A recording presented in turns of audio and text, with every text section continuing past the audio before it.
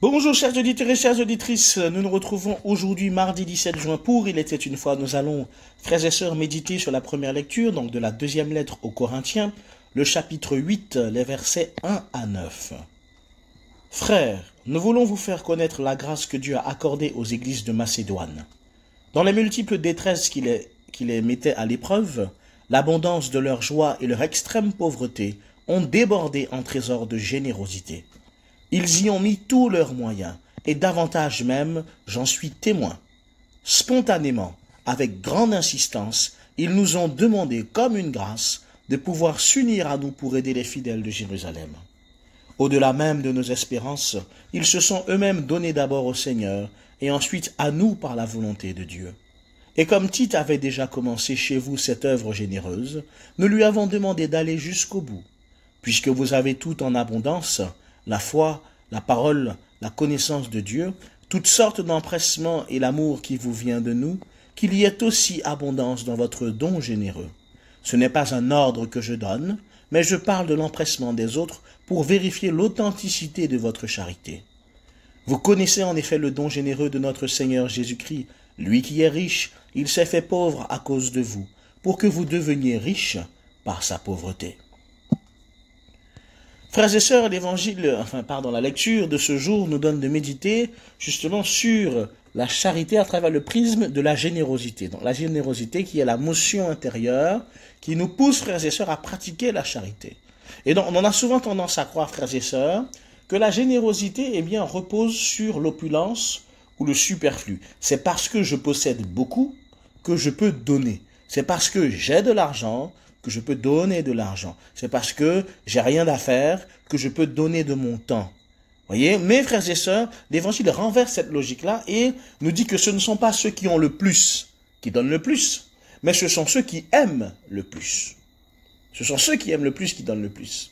Vous voyez, frères et sœurs, et les églises de Macédoine, on vient de le lire, hein, pour ça il faut avoir en tête vraiment cette question de la quête. Cette église de Macédoine, que saint Paul prend en exemple, elles étaient éprouvées en biens matériels, elles étaient persécutées et démunies, et pourtant, vous voyez, elles ont supplié, et saint Paul le dit, hein, j'en suis témoin, elles ont supplié d'avoir part à la collecte d'argent qui se faisait pour les pauvres de Jérusalem. Elles ont donné non pas de leur superflu, mais elles ont donné sur le peu qu'elles avaient. Voyez, dans une joie débordante, nous dit saint Paul. Ça veut dire que les frères et sœurs, il faut avoir en tête que l'église de Jérusalem, il y avait des pauvres, hein, frères et sœurs, hein, vous voyez, les pauvres ont toujours existé, j'ai envie de dire, même si ce n'est pas une catégorie à part, mais il y a toujours eu des pauvres frères et sœurs dans nos sociétés. Eh bien, déjà à cette époque-là, il y avait une grande collecte qui était faite par toutes les églises, toutes les églises qui étaient là, les églises qui étaient fondées. Et justement, Paul, on a ça par exemple dans le livre des Actes des Apôtres, où justement il passe dans ces différentes églises-là pour collecter l'argent qui servira justement à soutenir l'église de Jérusalem qui est en difficulté. Et vous voyez, cette église de Macédoine qui a très peu et qui est même persécutée, insiste, frères et sœurs, pour participer à la collecte. C'est-à-dire qu'elle insiste pour donner. Et donc ça veut dire que, vous voyez, cette logique de donner sur son superflu, elle ne s'applique pas.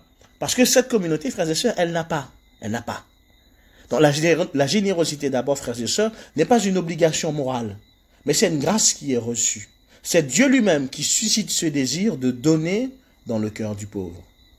Les Macédoniens, frères et sœurs, ils ne donnent pas parce qu'ils peuvent, mais ils donnent parce qu'ils veulent. Et ils savent l'importance que cet argent-là aura dans la vie de ces pauvres de Jérusalem. Vous voyez, eux-mêmes qui vivent la pauvreté, vont donner pour combattre la pauvreté parce qu'ils savent ce que c'est.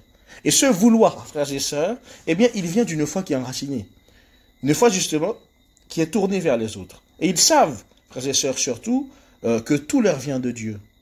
Ils savent que tout leur vient de Dieu. Donc cette foi-là qui est enracinée, ils se disent qu'en donnant de l'argent qu'ils auraient pu garder pour, entre guillemets, s'occuper d'eux-mêmes, en donnant cet argent-là, ils savent que le Seigneur le leur rendra et pourvoira à leurs besoins.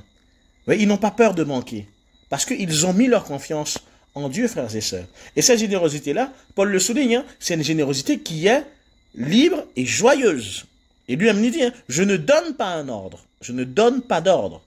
Ils ont donné spontanément au-delà de leurs moyens, dit-il. Et ça, frères et sœurs, c'est le cœur justement véritable du don. La pauvreté ne les a pas rendus avares, repliés sur eux-mêmes ou amers. Oui, elle a été le terreau de leur compassion. C'est-à-dire que c'est dans cette pauvreté-là, comme je vous le disais, qu'ils savent l'importance que ça a d'avoir ou de pouvoir s'en sortir. Et qu'ils comprennent vite, frères et sœurs, que la charité est une question de volonté et d'amour, pas une question de moyens. Et c'est pour ça que Saint Paul dit, hein, ils ont donné non seulement financièrement, mais ils ont aussi donné, frères et sœurs, de leur personne. Ils se sont offerts eux-mêmes pour le service. Et ça, frères et sœurs, vous voyez, quand on ne peut pas forcément donner de manière financière ou matérielle, on peut se donner soi-même au service. On peut s'offrir, frères et sœurs, pour les autres, en répondant à leurs besoins, en se rendant utile pour l'annonce de l'Évangile, en faisant ce qu'il faut pour l'Église. Et oui, frères et sœurs, ça aussi, ça touche à la question même de la générosité, où on pense que, par exemple, c'est parce que, typiquement, comme je vous le disais, comme tu es retraité et que tu n'as rien à faire, c'est quand tu seras retraité et que tu n'auras rien à faire que tu vas t'engager dans l'Église. Eh bien non, frères et sœurs, c'est justement dans aussi le fait que tu aies peu de temps, et ne laisse pas le fait que tu aies peu de temps te rendre avare en termes de temps. Et ça, frères et sœurs, aujourd'hui, malheureusement, c'est un de nos problèmes. C'est que ce qui nous fait souffrir, eh bien, malheureusement, on laisse ce qui nous fait souffrir nous transformer. Quand tu manques de temps, eh bien, tu laisses le manque de temps te transformer. Du coup, tu n'as plus le temps pour les gens. Tu n'as plus le temps pour les gens. Tu n'as plus le temps pour les écouter. Ou quand tu es là, tu regardes ta montre, tu regardes les minutes parce que tu as hâte de partir. Tu n'as plus le temps pour être là pour écouter les gens parce que bon, tu sais que ton temps est compté. Donc bon, quand il faut l'écouter, elle va parler 1 heure, elle va me remplir la tête avec ses histoires. Je n'ai pas le temps pour ça. Et vous voyez, frères et sœurs, c'est la même chose pour les services. Ah ben oui, comme j'ai pas beaucoup de moyens, je peux pas rendre service. C'est quand j'aurai beaucoup de moyens que je rendrai service. Frères et sœurs, si on suit cette logique-là, c'est pas entre guillemets, vous ne rendrez jamais service, hein, parce que vous n'aurez jamais assez. Vous voyez? C'est ça le problème, frères et sœurs. Vous n'aurez jamais assez. Et donc c'est pour ça que le Seigneur nous dit, la question de donner, frères et sœurs, sur ce que l'on a, n'est pas de donner sur son superflu, mais de donner sur ce que l'on est et ce que l'on a. Et vous voyez, il prend justement le fondement même de cette charité, il prend le Christ, il dit, le Christ qui était riche s'est fait pauvre pour que par sa pauvreté vous deveniez riche. Le Christ qui est Dieu s'est fait donc homme, et donc il s'est dépouillé, en se faisant homme, il a perdu, parce que forcément, quand vous êtes Dieu et que vous devenez homme, imaginez que vous êtes milliardaire, et que du jour au lendemain, vous êtes SDF, hein, donc vous voyez, frères et sœurs, tout de suite de contraste. Mais c'est parce que justement, il s'est dépouillé, qu'il est devenu homme, et qu'il est mort pour nous de manière gratuite et généreuse, de manière volontaire et joyeuse, eh bien c'est parce qu'il a fait ça, que nous pouvons nous-mêmes être élevés, frères et sœurs, au rang de Dieu. Que nous pouvons avoir part avec Dieu. Et ce n'est pas en donnant des choses, frères et sœurs, que forcément que nous imitons Dieu. Hein. Ce n'est pas en donnant sur notre superflu que nous imitons Dieu. C'est en donnant sur ce que l'on est, sur notre manque, sur ce qui nous coûte, sur ce qui nous engage. Vous voyez, sur ce qui nous manque, frères et sœurs. Et là, frères et sœurs, on touche justement au don total, à cette générosité évangélique qui va jusqu'au bout, frères et sœurs, comme le Christ a été jusqu'au bout. Donc je ne vous dis pas, frères et sœurs, de vendre vos maisons, et puis de vous dire Dieu pourvoira, le Père a dit de vendre nos maisons, Dieu pourvoira, etc. Quoique il y en a qui l'ont fait, Saint Charles de Foucault par exemple, c'est ce qu'il a fait. Et nous connaissons sa vie, nous savons comment sa vie a été belle. Mais frères et sœurs, voyez, n'attendons pas d'être dans l'abondance pour donner. Et le Seigneur lui-même nous l'a dit, hein, cette petite dame, souvenez-vous, cette petite dame-là, qui a donné 2 piécettes au temple, eh bien cette petite dame-là, eh bien, le Seigneur dit, elle a donné plus que tous les autres. Vous voyez? Le Seigneur dit, elle a donné plus que tous les autres. La fameuse veuve, Marc chapitre 12, versets 41-44. Vous voyez, il dit, elle a donné plus que tous les autres, car tous ont pris sur leur superflu. Mais elle a pris sur son indigence, elle a mis tout ce qu'elle possédait, tout ce qu'elle avait pour vivre. Vous voyez, frères et sœurs, un don total. Un don total.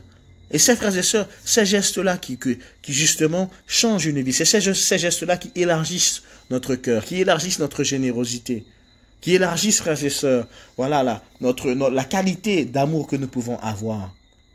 Parce que, frères et sœurs, ça ne se mesure pas. Ça ne se mesure pas.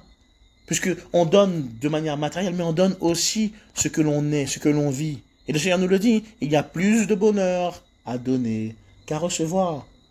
Alors, frères et sœurs, apprenons à donner, déjà de manière financière pour soutenir nos églises, parce que c'est un sujet dont on n'aime pas parler, hein, on n'aime pas parler d'argent, hein, le Père nous parle d'argent, mais c'est un sujet dont il faut parler, frères et sœurs. Apprenons déjà à donner de manière financière pour soutenir nos églises, pour soutenir la mission, soutenir l'œuvre de Dieu.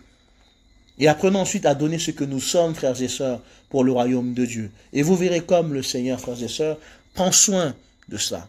Allez, comme mon Seigneur Alain aime le dire, et je pense qu'il m'entendra ce matin, le bon Dieu ne se laisse pas vaincre en générosité.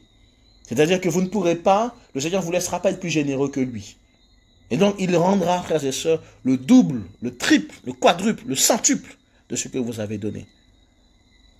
Alors, frères et sœurs, demandons au Seigneur d'élargir notre cœur à chacun et à chacune sur ces domaines où nous sommes avares, où nous ne voulons pas aider, où nous ne voulons pas donner, où nous avons peur, frères et sœurs, de manquer, où nous avons peur de ne plus avoir. Vraiment, frères et sœurs, demandons au Seigneur de nous rejoindre dans ces niveaux de notre vie où nous avons besoin de lui. Au nom du Père, et du Fils, et du Saint-Esprit. Amen.